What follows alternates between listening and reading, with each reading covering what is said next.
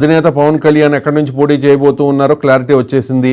జన సైనికులు ఒక్కసారిగా ఏదో పెద్ద ఎగ్జామ్ రిజల్ట్ వచ్చేసినట్టుగా హ్యాపీ ఫీల్ అయ్యారు. పిఠాపురం జనసేనదే, పిఠాపురం పవన్దే అంటూ ఓ స్లోగన్స్ ఇచ్చుకుంటూ వెళ్తూ ఉన్నారు. సో ఈ క్రమంలో జరిగిన పరిణామం, వర్మ అనుచరులు అక్కడ హడావుడి చేయడం, పవన్ కళ్యాణ్ని చంద్రబాబు నాయుడిని కలిసి దూషించడం, పవన్ కళ్యాణ్ ఇక్కడ పోటీ చేస్తే మా మద్దతు ఉండదు అని చెప్పడం, అంటే ఏం జరగబోతోంది పిఠాపురంలో? అంటే గత అనుభవాల దృష్ట్యా ఏదైనా పరిణామాలు జరిగే అవకాశం ఉందా? సత్యం గారు ఏం చెప్తారు? సార్ అక్కడ వర్మ స్థానికంగా ఎప్పటి నుంచో కాన్స్టిట్యున్సీలో ఉన్నాడు. అవును సార్ ఎమ్మెల్యేగా చేశాడు. మీరే చెప్పారు ఇండిపెండెంట్ గా నెగ్గాడు. ఎలా నెగ్గాడు ఏంటన్నది బుజ్జి గారు చెప్పారు. నేను కూడా తర్వాత చెప్తాను. కానీ ఇప్పుడు అతనికి సీట్ రాలేదు, తను ఆవేదన వ్యక్తం చేస్తున్నాడు. దాంట్లో తప్పే ఉంది సార్. ఇంత గొడవలు చేయాల్సిన అవసరం ఏముంది? 2 రోజులు పోయిన తర్వాత అదే సర్దుకుంటది. సర్దుకోలేదు, ఇండిపెండెంట్ గా పోటీ చేసుకోనివ్వండి. ఇప్పుడు వర్మకి ఎవరు నెక్కించారు? గతసారి ఇండిపెండెంట్ గా పోటీ చేస్తే ఇదే సామాజిక వర్గాలు, ఇదే కాపులు, ఇదే మత్స్యకారులు, ఇదే చేనేత కార్మికులు, ఇదే దళితులు, వీళ్ళందరూ కలిపి వర్మని గెలిపించారు.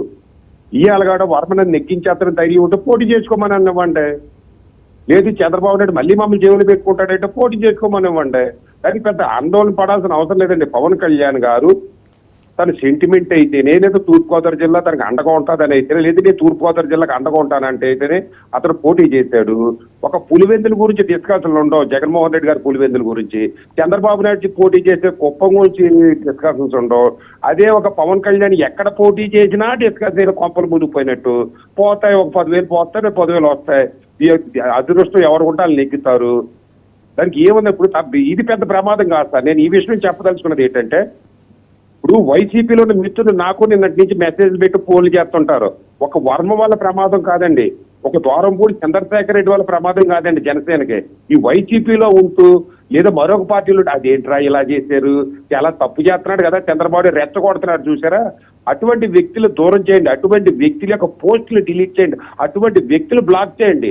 వాళ్ళు మిమ్మల్ని రెచ్చగొడుతుంటే ఇది రెచ్చిపోకుండా నలుగురిని కలుపుకుని వెళ్లాల్సిన సమయం ఇది. తెలియదు జనసేన పార్టీ వాళ్ళకి ముఖ్యంగా.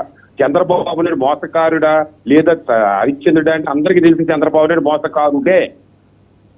చంద్రబాబు నైజం అది మోసం చేయడం, బతికి బట్టగట్టడం, మా తరం తొక్కేయడం. మరి అందరికీ తెలుసు అంటున్నారు. మరి అలా కాదండి, అందరికీ తెలుసు అంటున్నారు. నన్ను చెప్పకపోతే మీనింగ్ రాంగ్ వస్తుంది సార్. కంటిన్యూ చేయను. చెప్పండి. ఇప్పుడు ఏదైనా మీ నాయకుడు పవన్ కళ్యాణ్ గారు చంద్రబాబు నాయుడుతో పొత్తు పెట్టుకున్నారు. దానికి అనేక కారణాలు ఉన్నాయి, అనేక సార్లు ఎక్స్ప్లెయిన్ చేశాను. సో మీ నాయకుడు పొత్తుని గౌరవించండి. వరం ఏమనుకుంటాడు అనుకోని 2-3 రోజులు పోయితే సర్దుకుంటది. సర్దుకోకపోతే వరమ కూడా ఒక ప్రత్యర్థి అవుతాడు మీకు. ఇప్పుడు వర్మ ప్రత్యర్థి అయితే ఏమవుతుంది? వర్మ ప్రత్యర్థి అయితే ఏమవుతుంది? సత్యం గారు, పవన్ కళ్యాణ్ అనుకున్నది జరగదు కదా. ప్రభుత్వ వ్యతిరేక ఓటు చేయకూడదు అనేది పవన్ కళ్యాణ్ ఆశయం. మరి ప్రభుత్వ వ్యతిరేక